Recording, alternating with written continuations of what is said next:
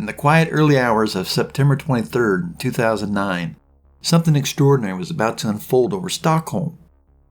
Now, it was still dark when the sounds of helicopter blades cut through the silence, waking a few residents who peered out their windows in confusion. But this was no ordinary flight. The events that followed would leave the authorities stunned, making international headlines, and forever changed how Sweden thought about security. Imagine a crime so daring, so meticulously planned, it felt more like a scene from a Hollywood blockbuster than real life. Today, we're looking at a story that defies belief, where the sky wasn't a limit, but the perfect escape route.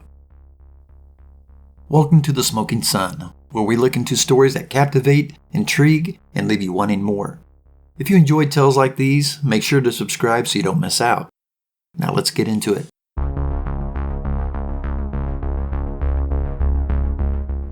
As Stockholm's residents slept soundly on the night of September 22, 2009, the atmosphere outside was unusually tense.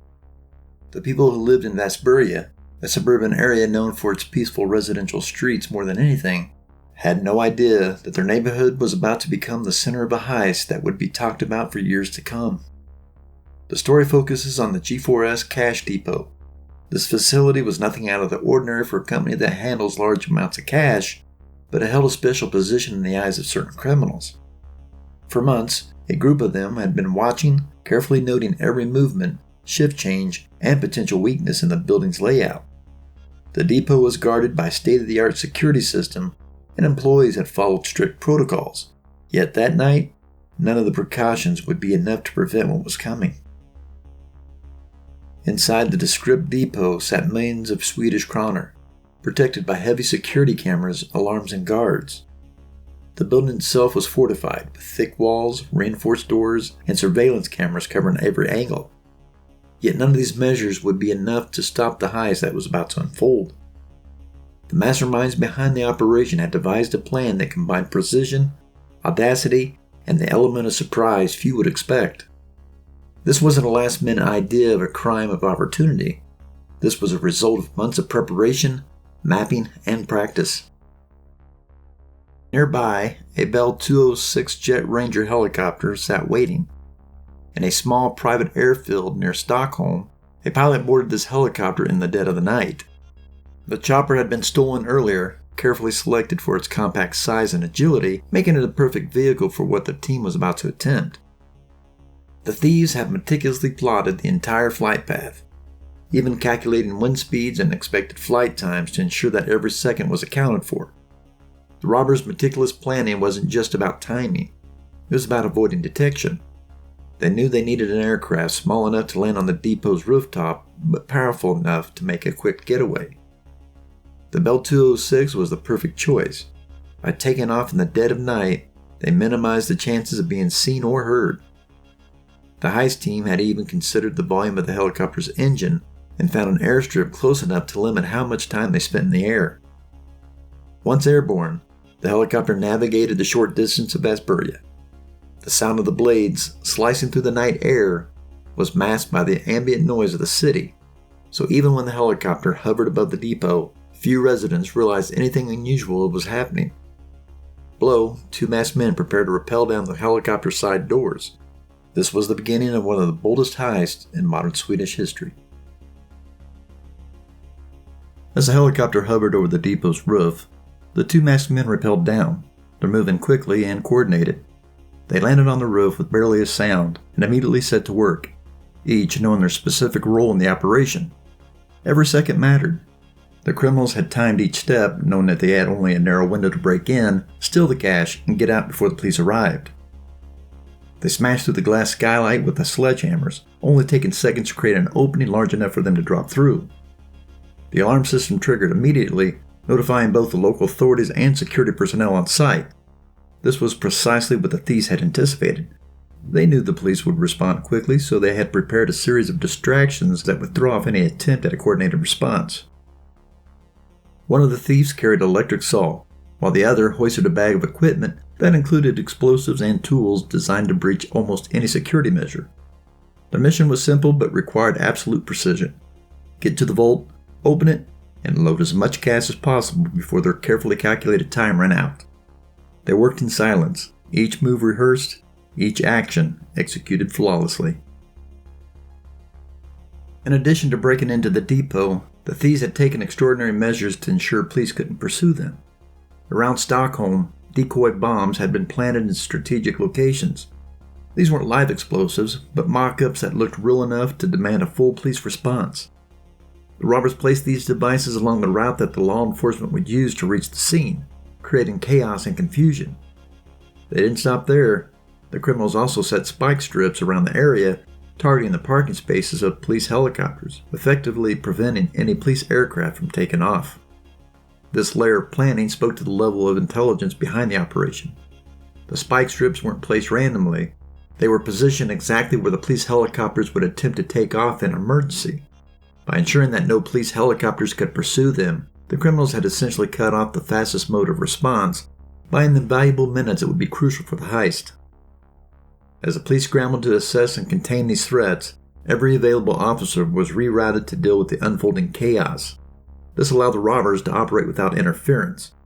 In the end, the diversions created a web of confusion that rendered the entire police force powerless to respond in time. While the police were occupied with the decoy threats, the heist crew moved deeper into the depot. They made their way through the building's corridors, armed with an assortment of tools and explosives designed specifically to breach the inner vault. Their approach was fast but precise, indicating that each move had been carefully coordinated in advance. Once they reached the vault, the team deployed a powerful drill to penetrate the thick metal door. Now, this was no ordinary drill. It had been custom modified to withstand the reinforced steel, capable of boring through it quickly and efficiently. In what must have felt like a lifetime, but was in reality only minutes, the vault door gave way. Inside, stacks upon stacks of Swedish kronar awaited them. With practiced ease, the thieves began loading bags of cash. Time was ticking, and the weight of the cash bags quickly added up, but they knew precisely how much their helicopter could carry before it would become too heavy to take off. In total, they managed to secure 39 million kronar, approximately $5 million US. With their haul in hand, they turned and retraced their steps back to the rooftop. The two men rappelled back to the helicopter, each carrying duffel bags filled to the brim with cash. As the helicopter took off, the crew knew they only had minutes before police would arrive. The carefully crafted plan that had bought them time was now coming to an end. As the helicopter rose into the night sky, they left behind a stunned and bewildered team of security personnel who could only watch as the vehicle disappeared into the distance. The police arrived minutes later, just as the helicopter was vanishing beyond the horizon. Officers entered the depot to find the vault breached, cash missing, and evidence of a sophisticated break-in that left them scrambling. By the time law enforcement could make sense of the scene, the heist crew was long gone. In the hours following the heist, authorities launched an extensive manhunt. The helicopter, however, was nowhere to be found. Eventually, it was discovered abandoned in a field north of Stockholm. Inside, police found few fingerprints, but the criminals themselves had seemingly vanished without a trace. The decoy bombs planted around the city turned out to be fake, adding to the frustration and embarrassment felt by the police. Investigators pored over the CCTV footage, searched for any DNA evidence, and interviewed anyone who might have seen the helicopter take off or land, but concrete leads were few and far between. As days turned to weeks, a list of suspects began to form. Swedish authorities focused on a network of criminals, many of whom were affiliated with organized groups tied to Siberian syndicates. This connection suggested that the heist wasn't just a work of thrill seekers, it was a coordinated effort by professional criminals with a history of large-scale theft and smuggling operations across Europe. The heist left a lasting mark on Sweden's security protocols.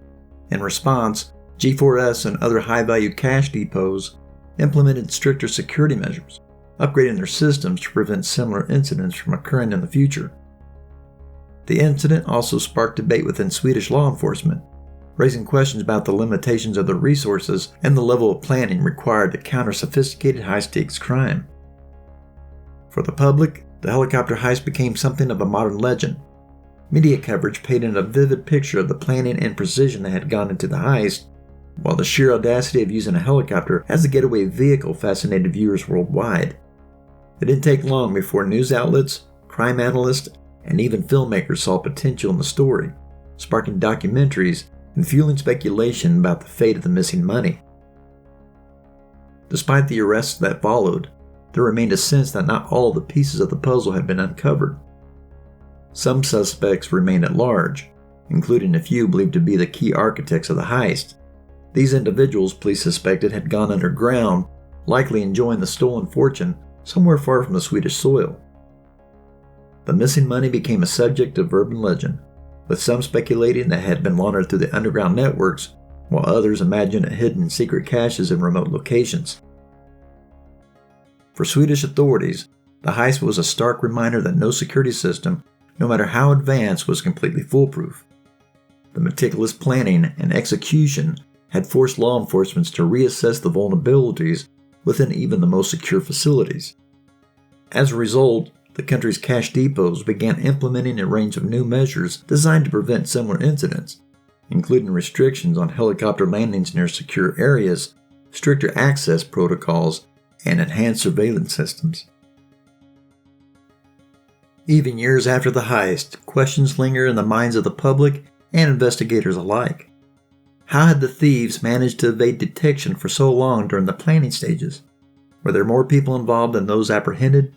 Perhaps inside informants who had provided crucial information about security procedures? While authorities officially closed the investigation after the trial and conviction of a few suspects, the mystery behind the full extent of the heist operation continued to intrigue the public. Journalists kept the story alive, revisiting the details, interviewing security experts, and occasionally unearthing small clues that hinted at the scale of the operation's complexity. For the people of Stockholm, the helicopter heist wasn't just another crime story. It was a tale of ingenuity, risk, and audacity that felt like it could only exist in fiction, and yet it was all too real. The image of the helicopter hovering over the cash depot in the early mornings, then missing in the sky with millions in cash, was a sight that stayed etched in memory. If you enjoyed today's story, make sure to subscribe to The Smoking Sun for more real-life tales that keep you on the edge of your seat. Thanks for watching, and see you next time.